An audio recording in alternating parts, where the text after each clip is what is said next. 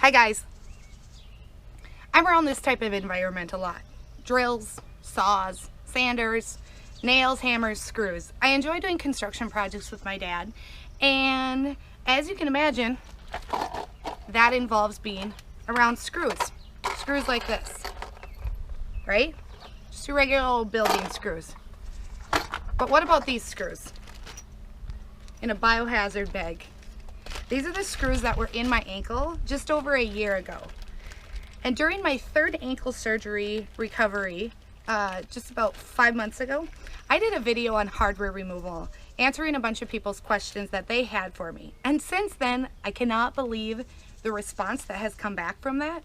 And there's been more additional questions. I'm going to answer those today because I got in last night and I had another, I think, 3 messages waiting for me. So I'm going to go over the hardware removal questions that I've gotten since that last video. And if you have any questions about hardware removal, I hope that I'll be answering them coming up.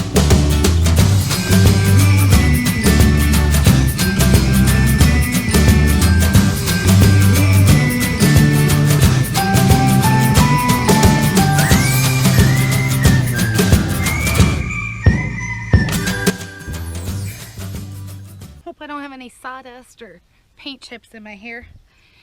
All right, guys, as you saw earlier, we were busy and we've hit evening, and I'm going to jump into the hardware removal questions from you. I went ahead and wrote some of them down, so I've got some notes here.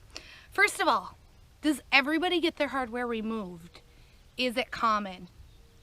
No, it's not common.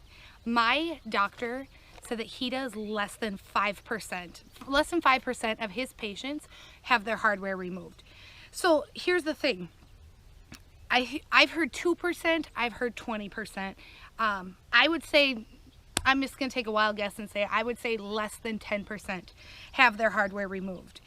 And I've heard people say, well, I think I wanna get my hardware removed before they even get their, like, right when they're done getting their hardware in. It's like, I shouldn't judge, but it's just like, why would you want to get it out if you don't have to?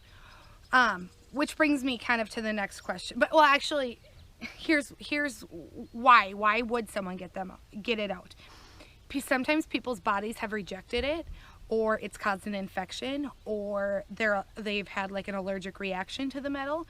And sometimes the the doctor will decide before they even put it in, it's just a temporary metal. Well, so sometimes they'll say, yeah, we're putting this in, and once it's done its job after, like, let's say a year, then we're going to take it out because it, you know, however the doctor has put it in, it will hold up the range of motion. So sometimes the doctors will decide that, you know, beforehand, but it is not common. And if you are not having issues, don't get it out. I mean, you have to understand, like, surgery is, you know, you're cutting into your skin, and there's a risk of infection, and there's a lot of risk with surgery. And why would you want to do that if you don't have to?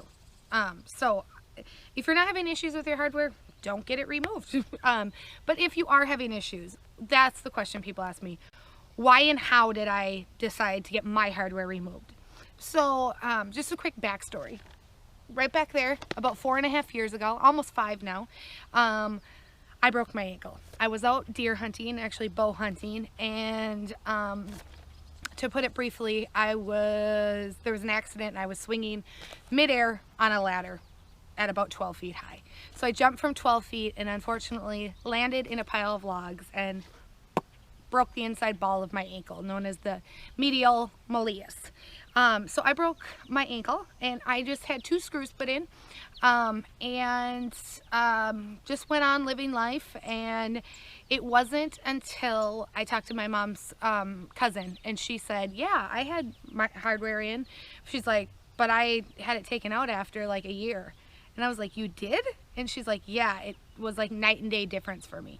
So that like really piqued my interest, because this is like the first person I've talked to that actually had their hardware removed.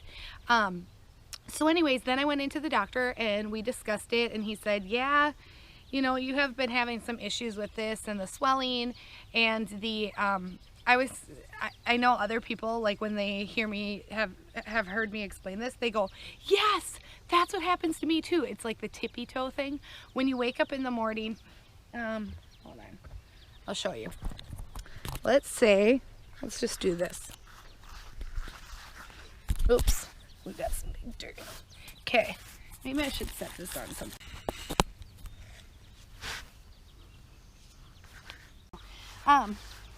So let's say I'm just swinging down, getting out of bed. This is what my ankle was like. So it was like a high heel, wearing a high heel, or like, for example, this is how your foot should be, right?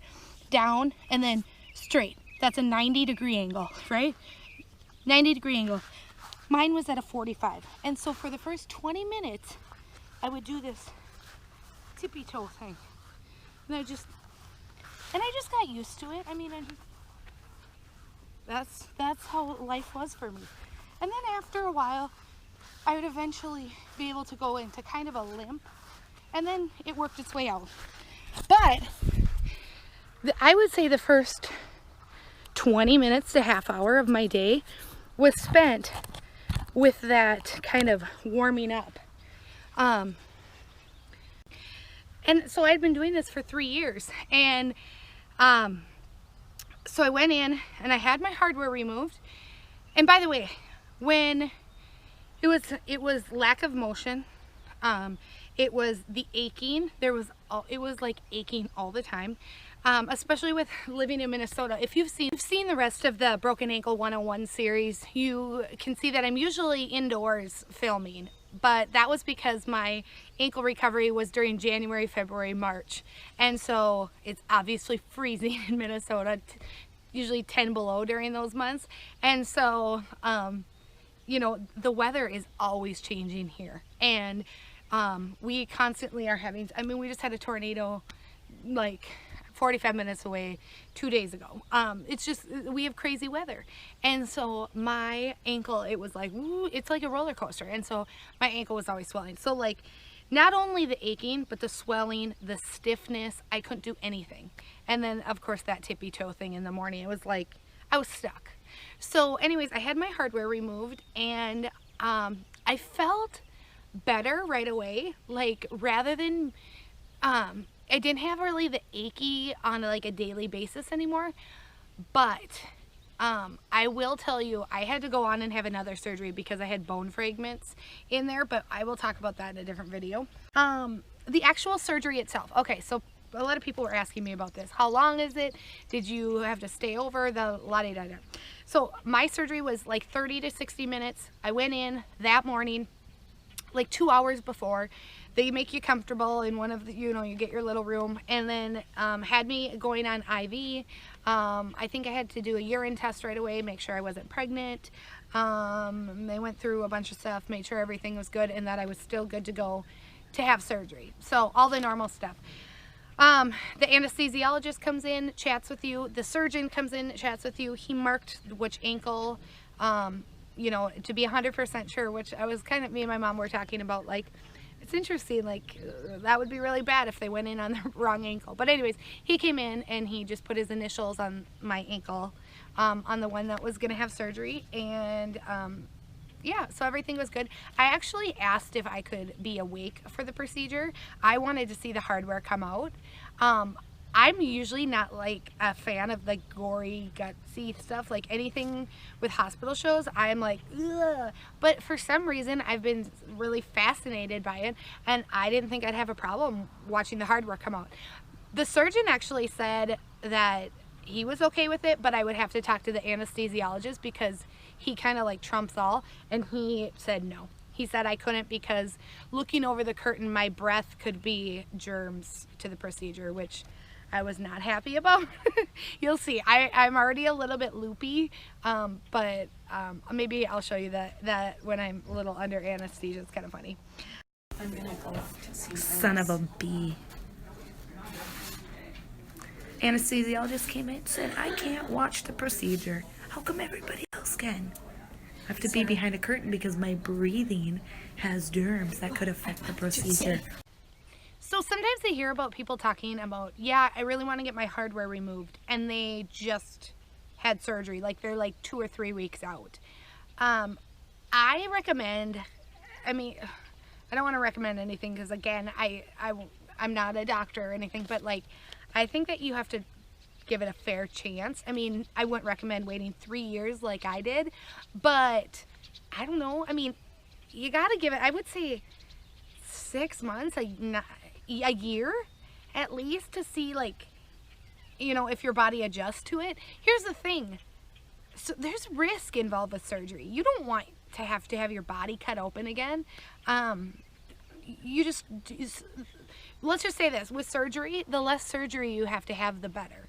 So I wouldn't recommend, like, if somebody's like, you know, a month out from their surgery and they're not even weight bearing yet, and they're saying, yeah, I really want to get my hardware out, unless they have like some really good reason why, no, your hardware can be in the rest of your life. So make sure you give it a fair chance. I'll just leave it at that. Let's see.